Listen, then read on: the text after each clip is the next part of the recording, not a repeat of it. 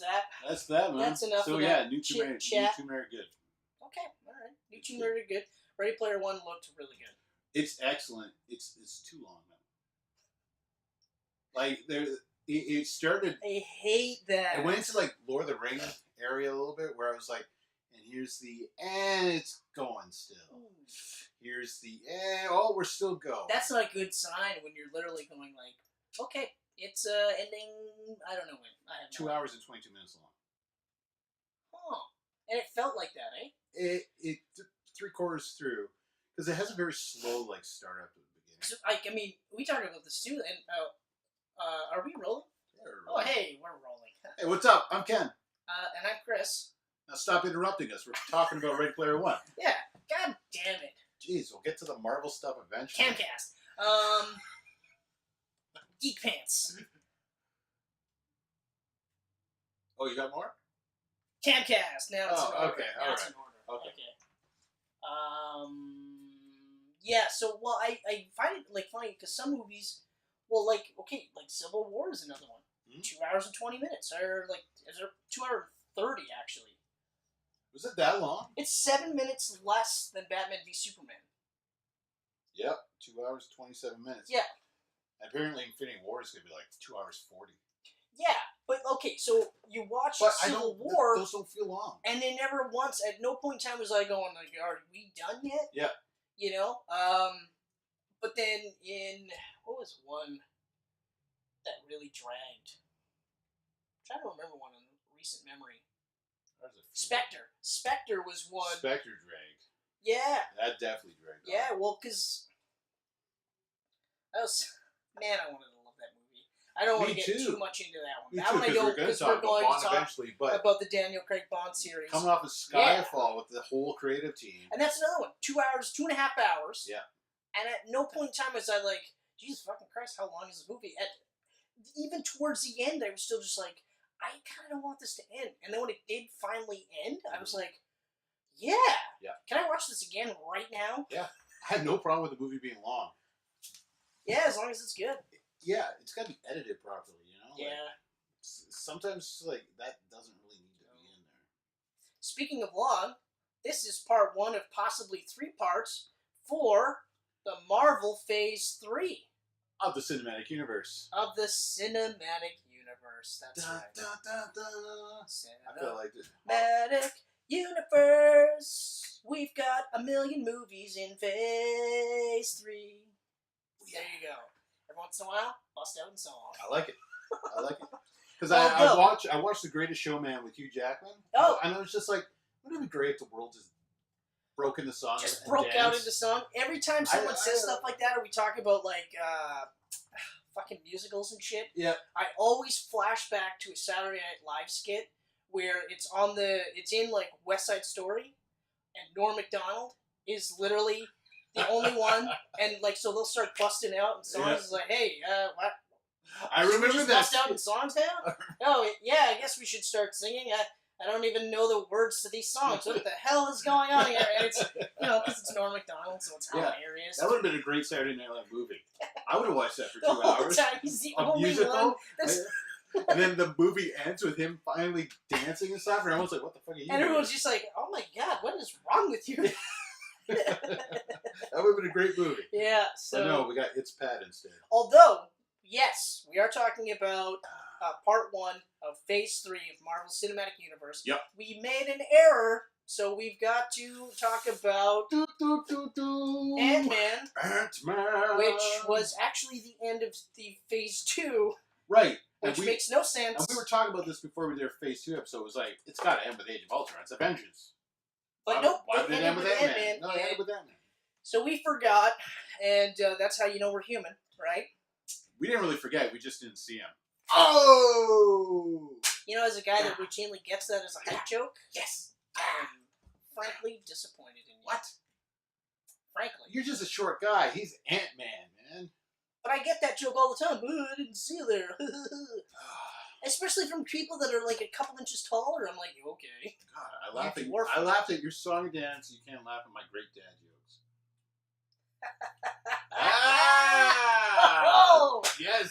even got some belly grabbing. Oh, I like yeah. it. No, this is the Chris Evans. Just squeeze it his pecs. Going, I'm so much larger than you, Hemsworth. Or like just the full on like. Yeah. He does it a lot.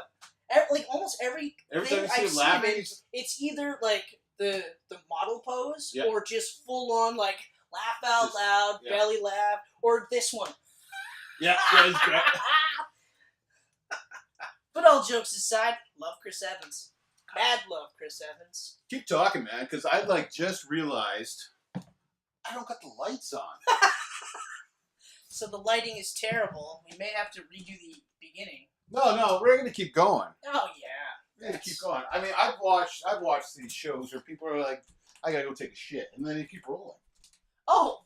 It's like... You know what's funny? Because actually when you got up, I was like, is he seriously going to go to the bathroom and announce it? Just keep talking. I'm going to go take a leak. Yeah, I got to go take a dump.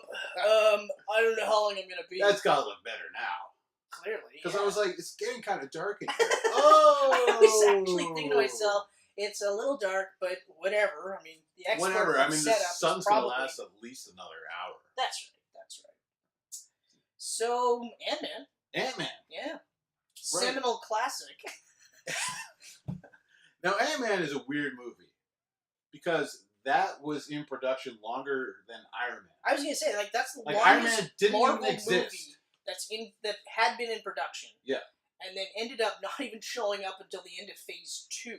Right, because it has so many problems.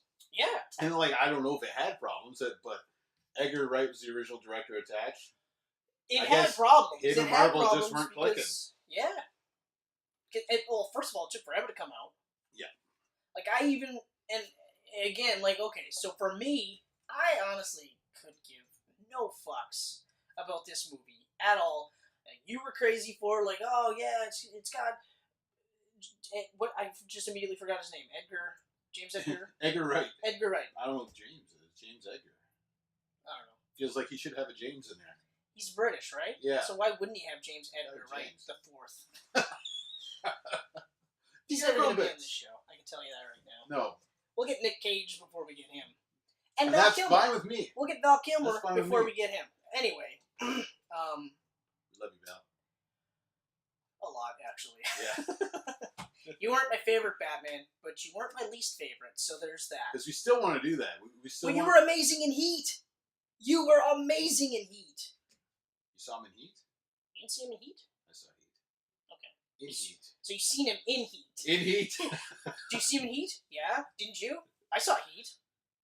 What? What? No, I still, no. Batman versus Superman, the Kilmer Cage cut, that'd be amazing. That would be amazing. It's either the Kilmer Cage cut would be, actually, that would be fucked. That would be so That would be so great. The only way it would get better if it was Clooney Cage. Oh, yes. Clooney and Cage. The smuggest Bruce Wayne, Yes. but the worst Batman. Anyway, before we get sidetracked, Ant-Man, it was troubled because he was out. Mm-hmm. And I honestly think it's because originally his movie, his vision was a self-contained movie. That was it. That's what I feel. There was no cinematic universe when he started. Exactly. He had his movie. I feel like that's what it was. And then when Ant-Man or Iron Man hit, and then they were like, "No, we'll just do this whole big, huge thing." Yeah. Then it was like, okay, but can I still just get my own movie, like without any sort of? And ultimately they were like, "No, you can't." But they did. I think eventually they strung him along, going, "Yeah, sure, Ant-Man's just going to be Ant-Man." Oh no, that's right. Yeah, because he was still on, and then once he was off, we were in middle of Phase 2 where he was like, "I'm done. I can't do that's this." right. That's right. And then it was all of a sudden, like months later, it's out, and it's mostly his vision. New director. Fucking what's that guy's name? Peyton Reed, I think it was. It is Peyton Reed, the guy that did Bring It On. That's right. Yeah. Another seminal classic from the late 90s, starring one Kristen Dunst and an Erica Dushku. Eliza. Erica. It is Eliza or is it Eliza? I'm going with Eliza. Well, do you know? Because you're a Buffy fan. I just call her Faith from Buffy. Yeah, that's true. That's true. Hey, it's Faith from Buffy. Yeah, I know. I'll watch whatever you're I know her real name. I'm way too lazy to say all that. Erica Dushku. And it's Eliza. It's probably it's Douchku. It's not Douchku. Yes. What the fuck? Douchku. Oh, that's good. That's good. But that was a classic. The original Bring It On, I remember liking a lot, actually. Bring It On is an excellent movie. It was a lot better than I thought it was. Who's the guy in that, too? There's like a popular... I'm brain farting. I almost flipped over to Clueless for a second. I've seen him, and but then again, it ties us up to Ant-Man, because we keep getting sidetracked. That's the thing. I was going to go to Clueless, because I was like, hey, Paul Rudd is in Bring It On. Oh, no, wait, that was Clueless. No. I almost tied it up, but I went way back in the 90s. Okay. Anyway. All right, so... when they finally announced, he was off the project. Because even up until they were like, he's still on it, everything's going smoothly, and then when they finally said, he said, I'm out, I'm done with this. Yeah. At that point, I was still just like, I was like, this movie is doomed. And this was even because, in Phase 3, or Phase 2, there was really none of those Dark Horse movies, except for Guardians. Right. So, with Guardians, I was like, there's, Ant-Man might be okay. But I wasn't like, oh, this is going to be great. Yeah. And then once they started saying that it's a heist movie primarily, then I was kind of like, okay. That intrigued me. It was very intriguing. Yeah. They cast Paul Rudd, which I don't know if you know who Paul Rudd is. He's amazing in everything. Mm-hmm. I don't think I've seen him be bad in any movie. Oh, he's always great. Even in bad movies, he's really good. Oh, he's always the best part of a bad movie. What's that one with where Alec Baldwin is his dad and totally screws him over and makes him take the fall, so he's got to go to jail. Oh, yeah. Owen Wilson's in it too, and what's her face is in it? Is it Kate Hudson? I'm gonna go with Kate Hudson. Anyway. I'm fucked when I don't have my cue cards. I'm fine. I'm shit in the bed over here. Anyway, the movie's terrible. Yeah. The movie's absolutely terrible. And it was one of the first times where Owen Wilson was Owen Wilson in a movie, and I was like, you could have been anyone else. You didn't have to be you. And I like Owen Wilson. I've never really been I don't like him, but in that movie I was like, Does he really do anything else besides Owen Wilson? Because you got sad Owen Wilson. What is it? No Escape? No Escape. He wasn't. Okay. No Escape is a good movie. He was acting. Yeah. Pierce Brosnan. That was a good movie. Yeah. That came out of nowhere, and I was like, wow, that was a good movie. Sean and I saw the trailers. We're like, yeah, we're going to watch it. Showed up on Netflix. We watched it. It was great. But anyway, Paul Rudd. That was a great story. We got to watch it, and then we watched it. It looked good. It was good. Yeah. Ant-Man. Yeah, came out of nowhere. I saw the trailers. When I saw the trailers, I was like, okay, this actually looks good. Mm-hmm. And bolstered because of Guardians, I was like, there's a very good chance this is going to be really good. I didn't think it was going to be a tentpole movie. I didn't think that it was going to be as good as it was. No. Okay, because I loved this movie. I really enjoyed this movie. Yeah, in fact, we walked out of there and both of us were like, that might be my top 5. Yeah, it immediately jumped up there. Which back then, that was pretty high because there was only 10 movies. Right. There wasn't and it was it was instantly, we were going with Iron Man, Avengers, Guardians, Captain America, the Winter Soldier, and then that guy came out of nowhere and was like, yep, I'm in the top 5. So, yeah. It didn't really surprise me that was in the top 5. What am I trying to say? I expected to have problems because of the whole production thing. Yeah. So being in the top 5, being that good after all of that, right? That's what shocked me the most. If it was just an Ant-Man movie, I wouldn't have been like, "Oh, I'm shocked. I liked an Ant-Man movie." Yeah. But it was the fact that it had that many problems, and I was still like, "Wow." Yeah. That turned out really good. As an example, it'd be Justice League, where good, but not as good as Ant-Man, and Ant-Man had probably had more problems. Yeah. But starting right from the get-go, I mentioned that I love Paul Rudd. You mentioned that you love Paul Rudd. He is phenomenal in this movie. Yeah. As a Robin Hood character. You know, he's exactly he's a burglar. He's not a robber because that you really implies feel threat. for him, right? You know, he says himself he doesn't like violence. He doesn't want to hurt anybody, so he burgles, and then it becomes a gag joke later on, and you're like, because he's a burglar. But he's like just gets out of jail, and all he wants to do is just be a father to his daughter. Yeah. You know, and even just like when they start off with Hank Pym, right? Hank Pym being Michael Douglas, and even the de-aging technology that they used. That was mind-blowing. That was the best I've ever seen. Because they did that before, that was before Civil War, because obviously Robert Downey Jr. part in Civil War was mind-blowing too. Yeah. But this was even more so, because you were like taking 30 years.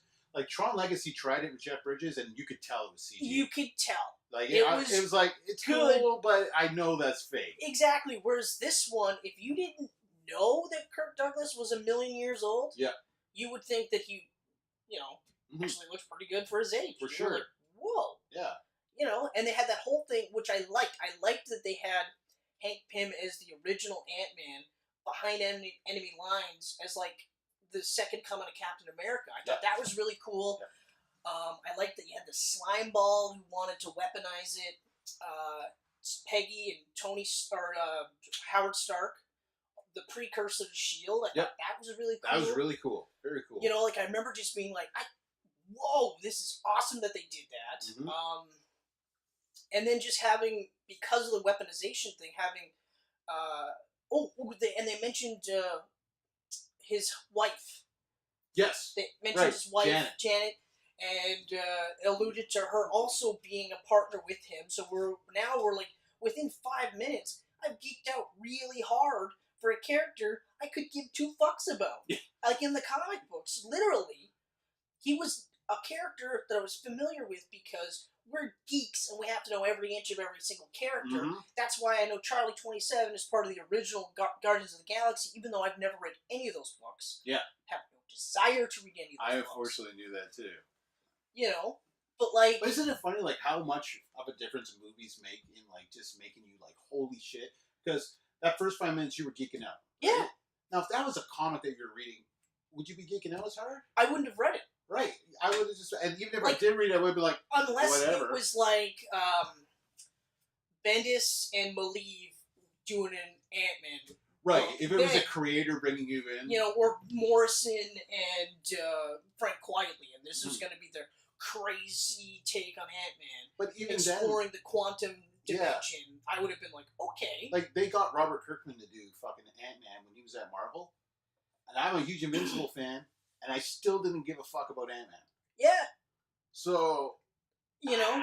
So, like, and it's not even like... See, like, with Ant-Man and Guardians, they both had they didn't have the benefit of, like, say, Captain America or Iron Man, where I always liked the character, but I didn't care to read the books. Yeah. I didn't care enough to read any of the books, even though I'm familiar with Catwolf, but who isn't? It's Catwolf. You know? But, like... That'd be a great twist for Infinity War. Comes Catwolf and fights things.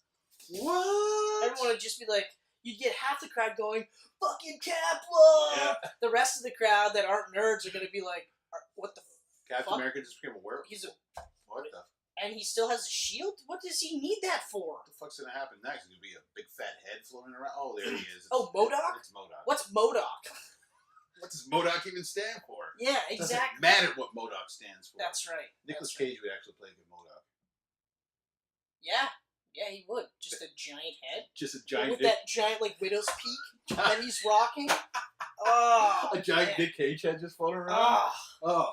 But yeah, so Guardians, Ant-Man, both characters that I could give two fucks about. No fucks about, actually. Literally nothing. Zero fucks. No fucks at all. And yet, first 5 minutes, I'm like, okay, all right. Like, instant world building. Where I was like, holy shit, wow, this is really, really cool. And then you flash forward, and you immediately introduce Scott Lang, you know, who's Paul Rudd. He's in jail. Getting out is his last day. And it's Paul Rudd, but it's not, like, it's Paul Rudd, but it's not. You know, if that makes any sense. Yeah. You know, like, I mean, Paul Rudd is lucky enough that he can pretty much play the same character, but I liked that at least in this one, there was a lot of heart to his character. You know, he wasn't just a bad guy. Mm-hmm. He was, like I said, I called him the Robin character. That's the magic of a superhero movie, though. Like, you don't see the actors when you see these characters. You see the characters. Yeah, and I mean, like, I know that, well, just recently I've been hearing some of the actors are saying, like, there's a section of Hollywood that looks down on the actors that are in these movies. Right. There's a huge chunk of Hollywood. You know, Jodie like, Foster, Steven Spielberg even. Oh, you're in a superhero movie? And then it's just like, yeah, but, like, I don't think I would like these actors as much. Paul Rudd is an exclusion. Mm-hmm. But, like, Robert Downey Jr., I was hating the idea of him being Iron Man. Now, I'm like, you have to kill him off to recast him. Yeah, well, what was he really doing before Iron Man? Like, he was fucking second billing to Halle Berry and Gothica and freaking Val Kilmer and Kiss Kiss Bang Bang. Yeah. Like, he wasn't really doing both good movies, but still, like, he was no longer an A-lister. He was dropping down. Like, he was second, third on the credit list. And do you think anyone's looking down on Robert Downey Jr.? If they are, they're not doing it to his face. Yeah. Oh, shit. They're not literally going, another Iron Man movie, eh?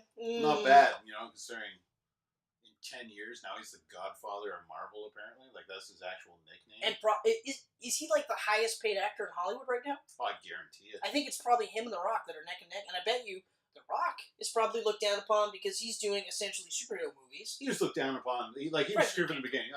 Wrestler in Hollywood, screw off. Now he's like the franchise Viagra. And I guarantee you, the same group of Hollywood that hates superhero movies are just like, why do we have to get The Rock in our movie? Mm-hmm. And it's like, well, yeah, because now it'll make $1 billion. Watch your box office. Yeah. Like fucking Jumanji 2. Jumanji 2, Rampage.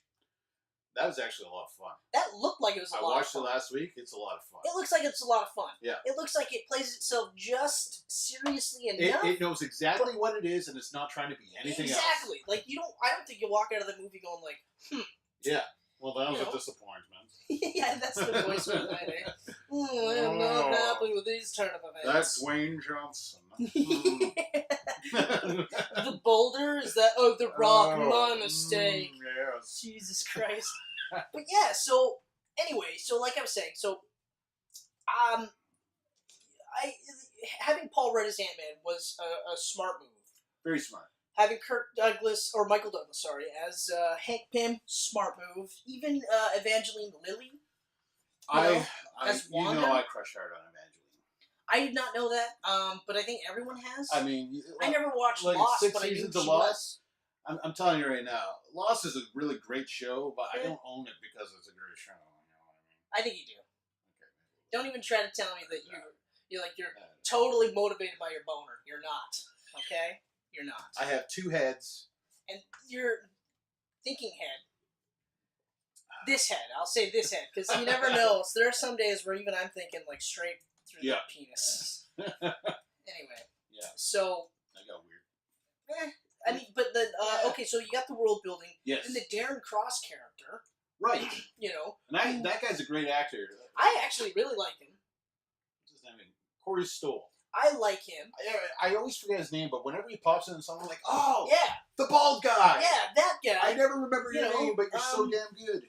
But even his character, I thought was really good as the protege to Hank Pym, who Hank Pym thought maybe this is the guy that I will, give him the serum or the Pym particles. Yes. Sorry, and then just realizes that he just wants to weaponize it just like the other guy. So he's like, I can't. So he fucks off, disappears, and he's forcing this guy to try to figure it out on his own. Mm-hmm.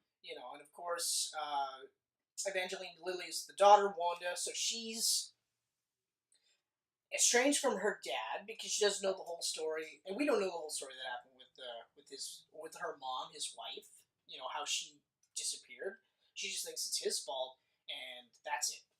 Right? But she's also now keeping an eye on Darren Cross because they got to know how close he comes to figuring out the Pym particles. I love the way they played her in this movie.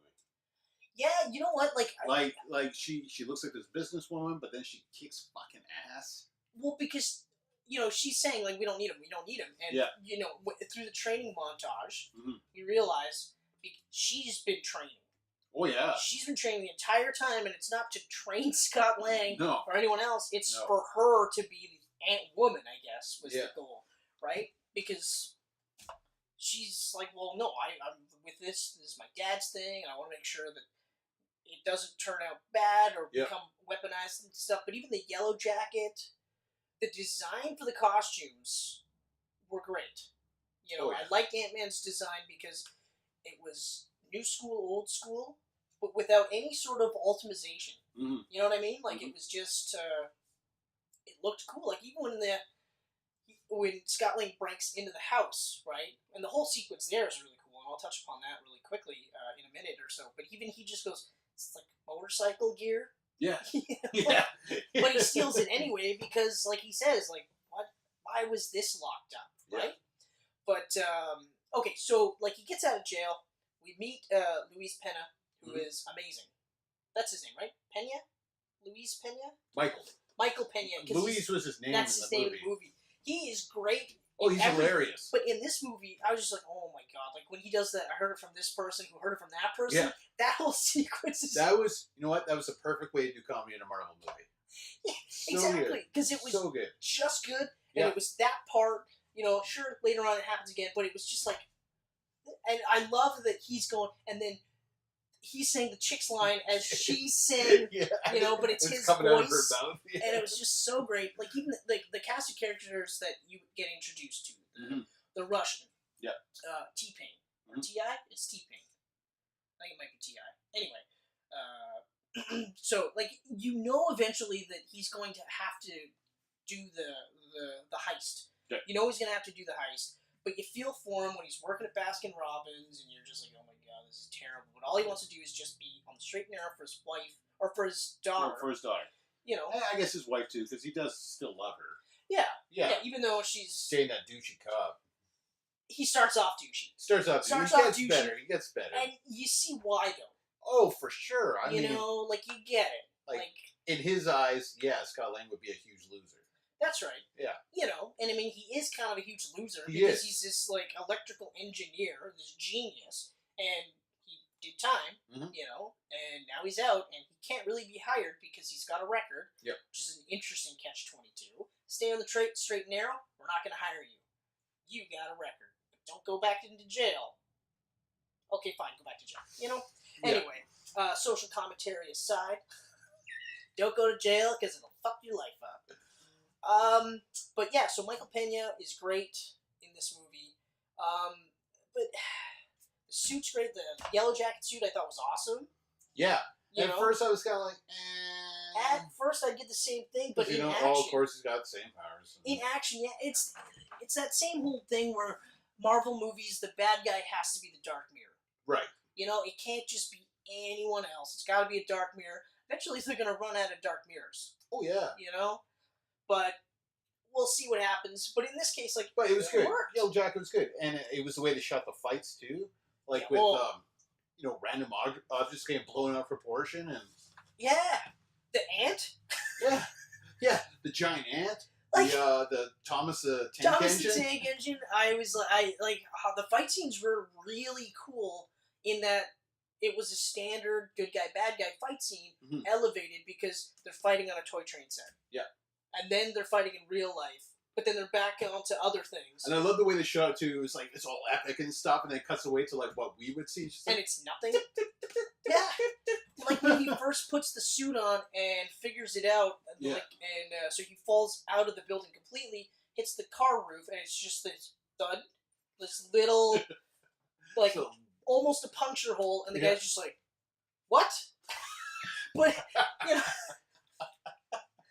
Like, all these things, and, like, I don't know if there's anything I don't like about this movie, and I watched it enough times, like, even just recently watching it, and now I'm watching it from, like, a more objective perspective, because, like, I want to see if maybe it holds up, or maybe it doesn't hold up. Everything holds up. Oh, yeah. And, the only thing is the telegraphing of him getting out of the quantum dimension. Right. Yeah. But, at the same time, I'm kind of glad they did because, I mean, you couldn't have ended it with him trapped there.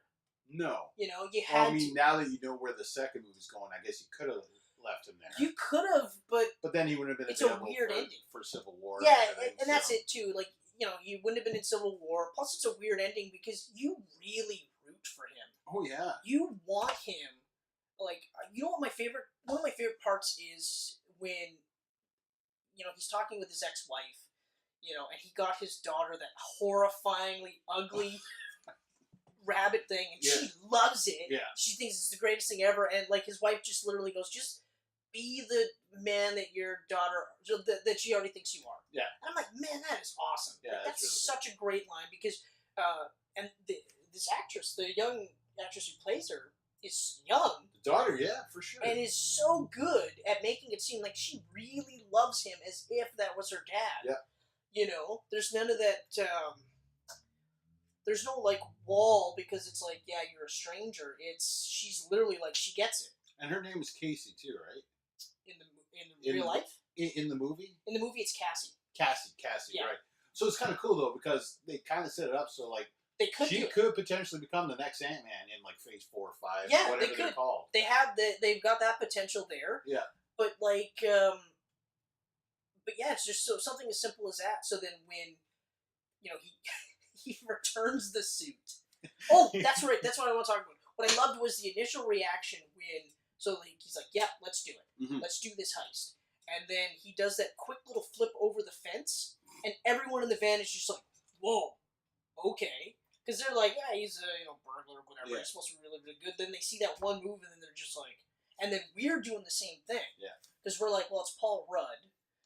And yeah, you see he's got arms in this movie, which is probably the only time I've ever seen him have arms. Yeah.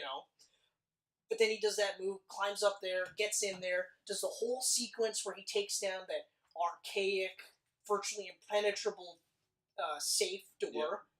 And the whole time you're just like, Jesus Christ, like, this guy is really smart and practically smart and quick, but also really good physically. Mm-hmm.